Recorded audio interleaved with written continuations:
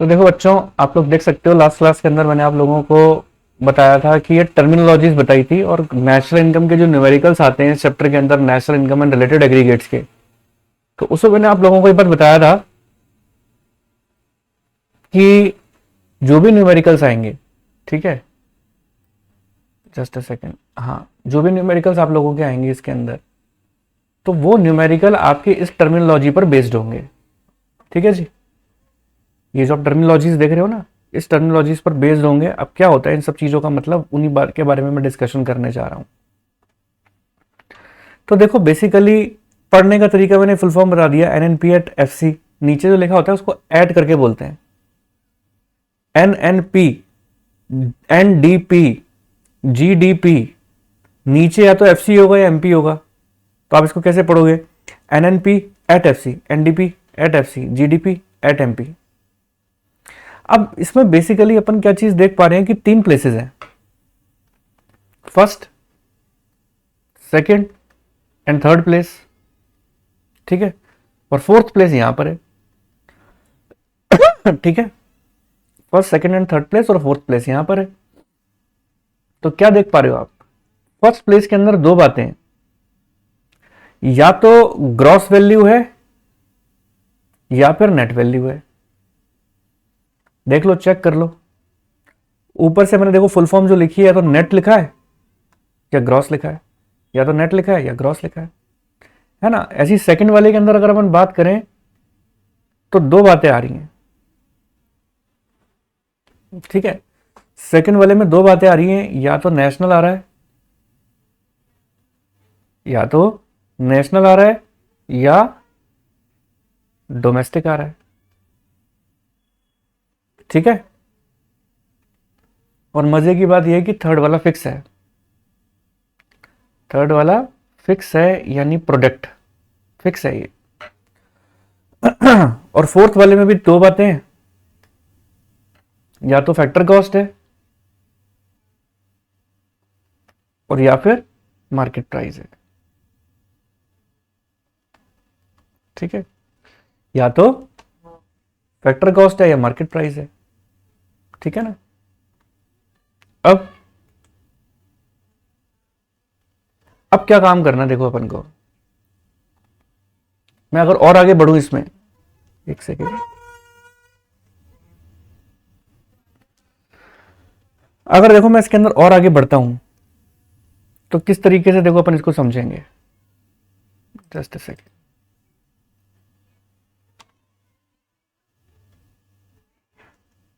हाँ, अगर मैं और आगे बढ़ूं तो उसको किस तरीके से समझना है अपन ने, ऐसे।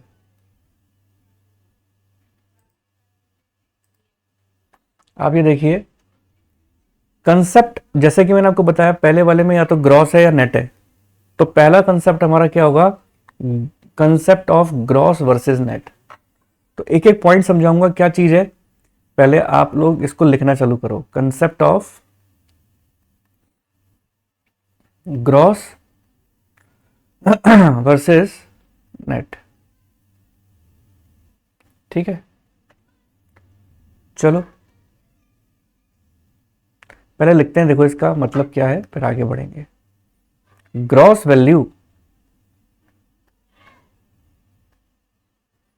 Gross value simply indicates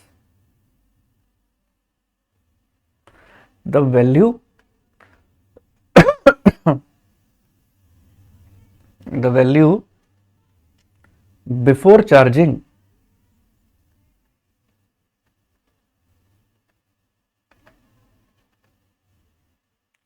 the cost of depreciation।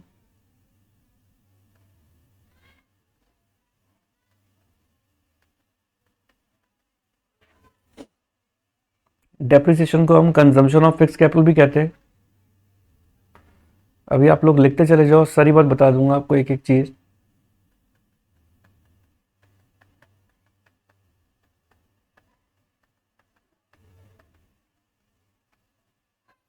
ठीक है, इट रेफर्स टू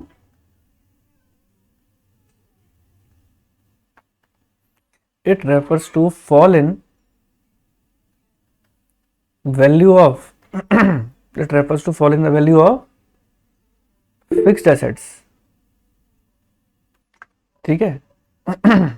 इसके बाद it refers to fall in the value of fixed assets.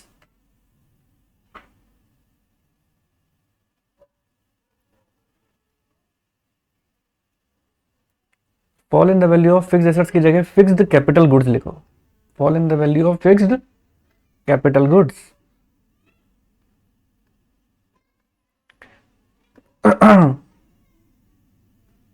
Due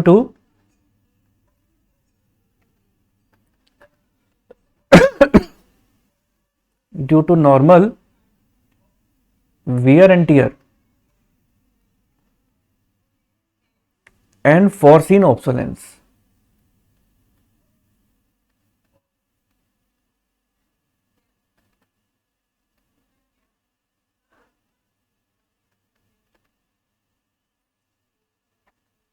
That is change in the technology or fashion.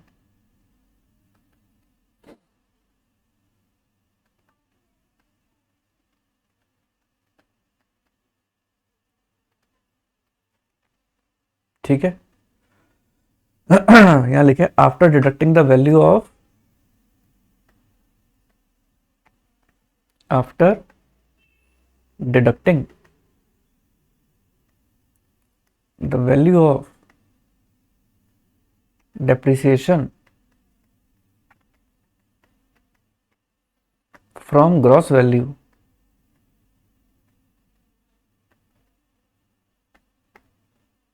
we get net value.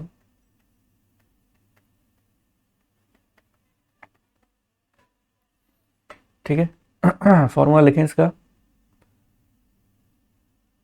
Net value is equals to gross value minus depreciation.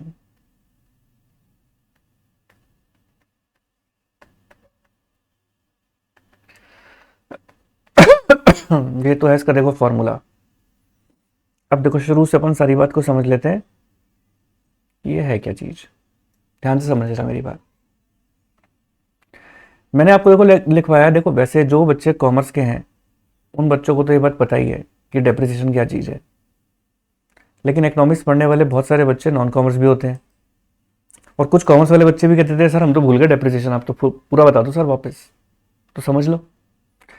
देखो वैसे जो commerce वाले बच्चे हैं उन लोगों को मैं बता दूं कि एक होता है ग्रॉस प्रॉफिट, अकाउंट्स में आपने पढ़ा है. एक होता है नेट प्रॉफिट. और आपको पता हो कि हम डेप्रिसिएशन कहाँ डालते थे.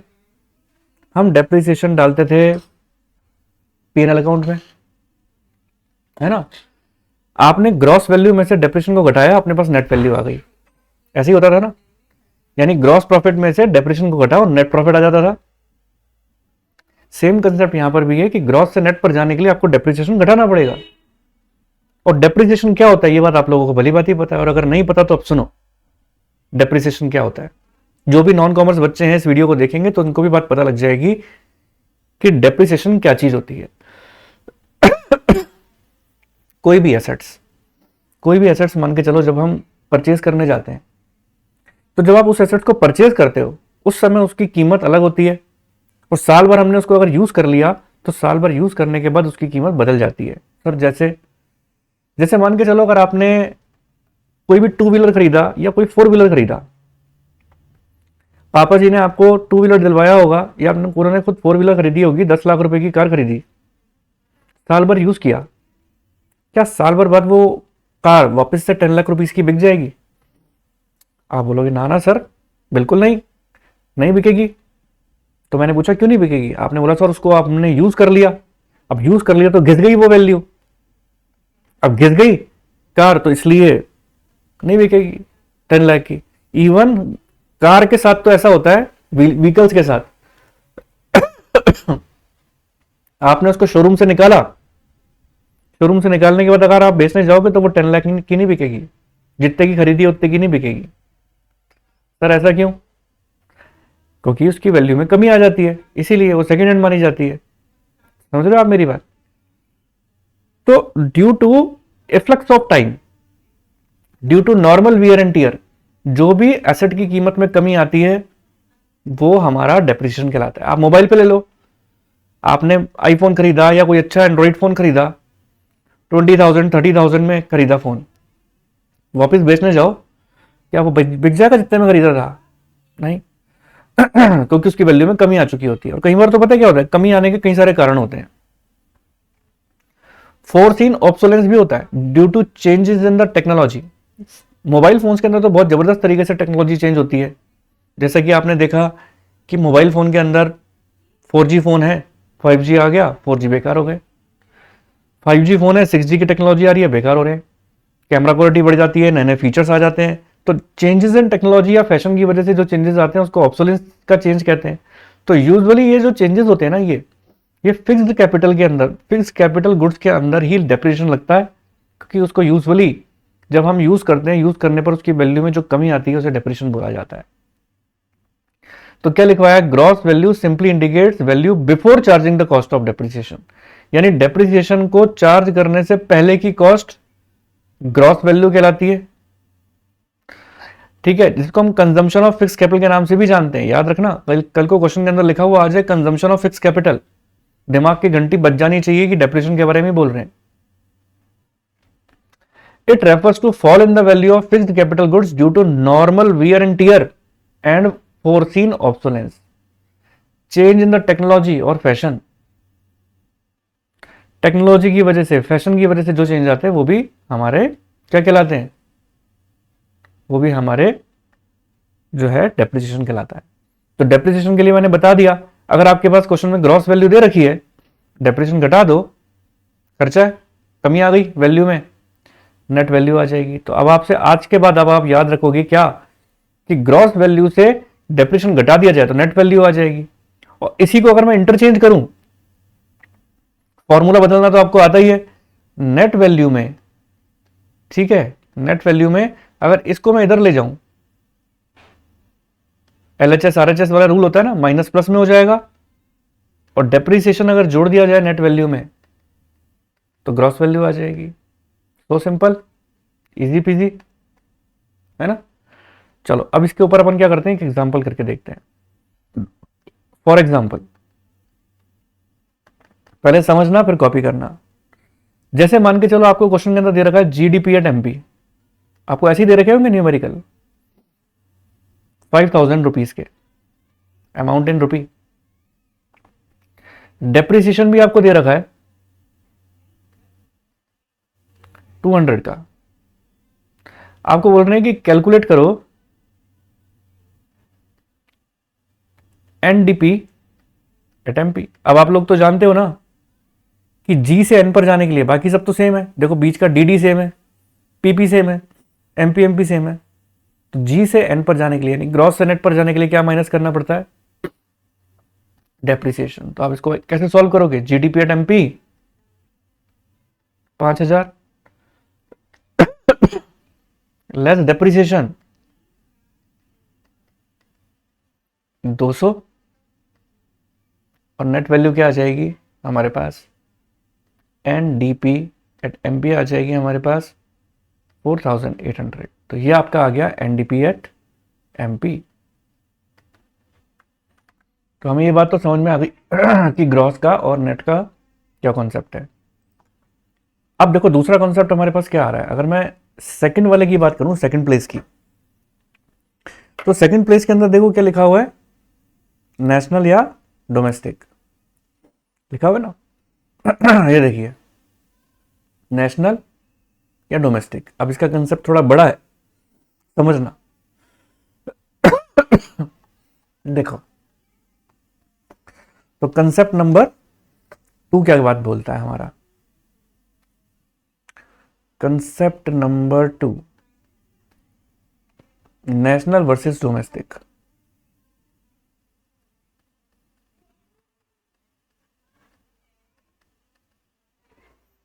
ठीक है, अब पहले समझ लो फिर देखो कॉपी करना। क्या चीज है, इसका फॉर्मूला क्या है वो देखना है सबसे पहले अपन को। ठीक है,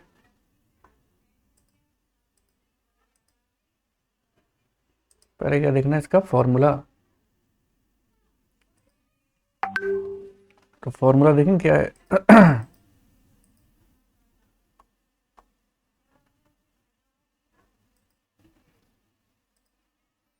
लिखो formula is equals to,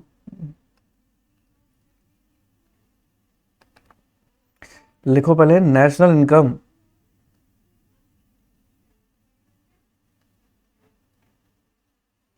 is equals to domestic income.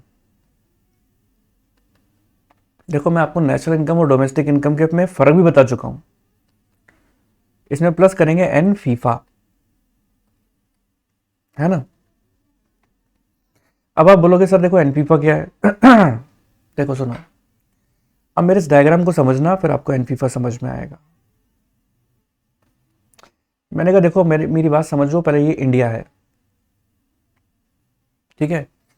India का रेजिडेंट बाहर गया, ठीक है, चाइना गया, और चाइना जाकर कमाकर वापस आ गया, तो इसको क्या बोलेंगे अपन, factor income from abroad, FIFA. मान लो ये कितना लेकर आया, 5,000 रुपये, 5,000 कमा के ले आया, ठीक है। केस नंबर 2, मैंने कहा देखो ये इंडिया है ना, और ये है चाइना। अब चाइना का कोई रेजिडेंट इंडिया में आया और कमा के बाहर लेके चला गया, है ना। मान लो कमा के लेके चला गया 2,000, इसको अपन क्या बोलेंगे, फैक्टर इनकम फ्रॉम अब्रॉड, नहीं टू अब्रॉड, फीटा। वो फीफा, ये फीटा, है ना। अब मैं आपको बोलूं कि बताओ नेट कमाया कि गवाया, तो आप बोलोगे सर देखो फीफा यानी कमाया था 5,000 और गवाए 2,000, तो नेट तो सर हमने 3,000 रुपये कमाया। तो इसको मैं एन फॉर नेट फीफा बोलूंगा तो सही रहेगा ना। और यही अगर मैं उल्टा केस बोल दूं, क्या, कि मान के चलो अगर हमने 2,000 कमाया और 5,000 गवाया, है ना, तो मैं पूछूं बताओ अगर 2,000 कमाया 5,000 कमाया तो 3,000 में माइनस में चले जाएंगे, तो यानी हमने गवाया ज्यादा है 3,000 पे, इसका मतलब कमाने की बजाय हमने गवा दिया, तो उसको हम क्या बोलेंगे, एन फीटा। अगर ऐसा होता तो, अगर मैं कल को मान लो तुम्हें बोलता हूं ना एन फीफा माइनस में है, तो क्या आप मानोगे, वो फीटा ही है। समझ रहे हो मेरी बात। जैसे देखो अब मैं तुम्हें बात बोलूं, देखो जैसे क्या होता है, आपने यहां पर चीज क्या समझी, डोमेस्टिक इनकम आपको दे रखी है, नेशनल इनकम पर जाना है, तो आपको एन फीफा जोड़ना पड़ेगा, है ना। तो मैं इसको ऐसे लिखूं, डोमेस्टिक से नेशनल पर जाने के लिए क्या जोड़ना पड़ेगा, प्लस करना पड़ेगा एन फीफा, ठीक है। और अगर फीटा दे रखा होगा तो क्या करना पड़ेगा, माइनस एन फीटा, ठीक है। और एन फीटा को माइनस का जो एन फीटा होता है ना, मतलब एन फीटा माइनस करते हैं, अगर इसको हम एन फीटा को माइनस का एन फीफा भी बोलते हैं, है ना, इसको एन फीटा को माइनस का एन फीफा भी बोलते हैं, समझे। बाकी तो न्यूमेरिकल से और क्लियर कर दूंगा बातें सारी। तो अब देखो न्यूमेरिकल कैसे, मतलब इसका फॉर्मूला कैसे बन गया, डोमेस्टिक इनकम में एन फीफा जोड़ोगे तो नेशनल इनकम आएगी, और इसको इंटरचेंज कर दें, नेशनल इनकम में माइनस कर दूं एन फीफा, तो क्या आ जाएगा, डोमेस्टिक इनकम। ये फॉर्मूला भी तो बन सकता है, क्लियर है ना बात। तो फॉर्मूला किसी भी तरीके से इंटरचेंज करके आपका आ सकता है, घबराना मत, क्लियर। चलो इससे लिंकअप अपन क्या काम करते हैं, न्यूमेरिकल देखते हैं। फॉर एग्जाम्पल आपको दे रखा है फीफा। अब फीफा मैं शॉर्ट फॉर्म में बोलता हूं, हो सकता है कि आपको आपके बुक के अंदर पूरा नाम दे रखा हो, फैक्टर इनकम फ्रॉम अब्रॉड 500 दे रखा है, फीटा 200 दे रखा है, कमाया 500, गवाया 200। मैं बोलूं बताओ एन फीफा आएगा कि फीटा आएगा, तो आप बोलोगे सर एन फीफा ही आएगा, प्लस में आएगा, क्योंकि क्यों आएगा, क्योंकि हमने कमाया ज्यादा है। कमाया है सर, देखो हमने फीफा 500 और फीटा 200, अल्टीमेटली सर 300, यही होगा ना, कोई दिक्कत नहीं है।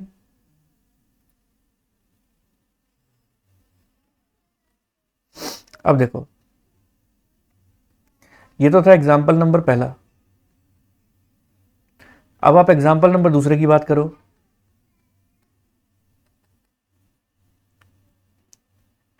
अगर मैं आपको बोलता हूं फीफा दे रखा है 700, यानी कमाया 700, फीटा गवाया 1000। अब आपके मुंह से ये निकलेगा ओ माय गॉड ज्यादा गवा दिया। बताओ फीफा क्या होगा, FIN फीफा, एन फीफा बताओ क्या होगा अगर मैं आपसे पूछूं, एन फीफा क्या होगा, तो आप बोलोगे सर हो ही नहीं सकता, पॉसिबल ही नहीं है, नॉट पॉसिबल। और पॉसिबल हो भी गया तो सर वो माइनस में आएगा। अगर एन फीफा मैं निकालूंगा तो कैसे निकालूंगा, 700 माइनस 1000, तो आप बोलोगे सर ये तो माइनस के आ गए 300। तो अगर ये माइनस के 300 आ रहे हैं, फीफा अगर माइनस में आ रहा है, तो एक्चुअल में वो क्या है, वो फीटा है, फीटा, एन फीटा। तो एन फीटा बोल लो 300, या तो मैं बोल देता हूं एन फीटा 300 है, या मैं बोल देता हूं एन फीफा माइनस का 300 है। देखो दोनों बातों में फर्क है। अगर बच्चा ये बोल देता है ना एन फीटा माइनस का 300 है, तो उसका गलत हो जाएगा।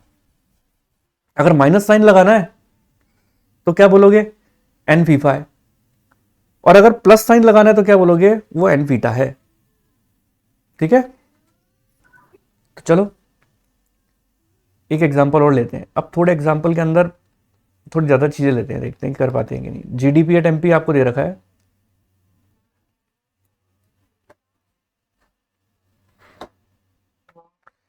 जीडीपी एट एमपी है 5000।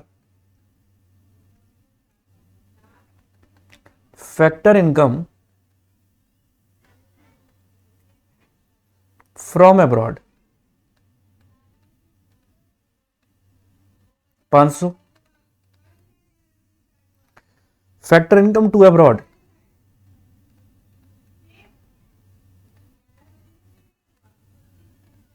फैक्टर इनकम टू अब्रॉड कितनी है, 100। कंजम्पशन ऑफ फिक्स कैपिटल, अब कंजम्पशन ऑफ फिक्स कैपिटल का मतलब डेप्रिसिएशन ही होता है नाम अनेक है, चीज एक है। फिक्स्ड कैपिटल वो है 200। कैलकुलेट करना है अपन को क्या, एनएनपी एट एमपी। तो चलो देखो इसको सॉल्व करते हैं। अगर आप लोगों ने कर लिया तो आप चेक कर लेना कि आपका सही है कि नहीं है। देख लेते हैं अपन, है ना, कि किस तरह से सॉल्व होना चाहिए था। देखो क्वेश्चन के अंदर लिखा हुआ है जीडीपी एट एमपी, है ना। आप हमेशा देखो डायग्राम बना लो, डायग्राम बनाने से आपको ये बात समझ में आ जाएगी हमें करना क्या है। मैंने लिखा यहां पर जीडीपी एट एमपी दे रखा है, और मुझे जाना कहां पर है, एनएनपी एट एमपी। तो सबसे पहले तो देखो जी से लेकर एन पर जाना है, तो जी से एन पर जाना है, ग्रॉस से नेट पर, तो डेप्रिसिएशन तो माइनस होगा। तो जीडीपी एट एमपी अपन को दे रखा था 5000 का, और कंजम्पशन ऑफ फिक्स कैपिटल जो हमको दे रखी है वो 200 की दे रखी है, मैंने 200 लेस कर दिया, यानी डेप्रिसिएशन। उसी को ही कंजम्पशन ऑफ फिक्स कैपिटल कहते हैं। ये आ गया मेरे पास 4800। अब आप देखो बीच का डी है, डी से एन पर जाना है, यानी डोमेस्टिक से नेशनल पर। तो डोमेस्टिक से नेशनल पर जाना है तो प्लस करना पड़ता है एन फीफा। तो एन फीफा अपन को निकालना पड़ेगा। तो एन फीफा निकालने के लिए फीफा माइनस फीटा होता है। फीफा दे रखा है 500, फीटा दे रखा है 100, तो फीफा 500, फीटा 100। तो अल्टीमेटली आपके पास एन फीफा कितना आ गया,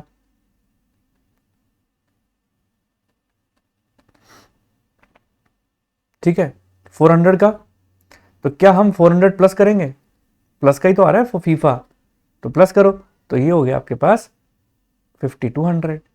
आखिर का पीपी बराबर है एमपी एमपी बराबर है, तो इसका मतलब N N P at MP आपका आंसर हो जाएगा 5200।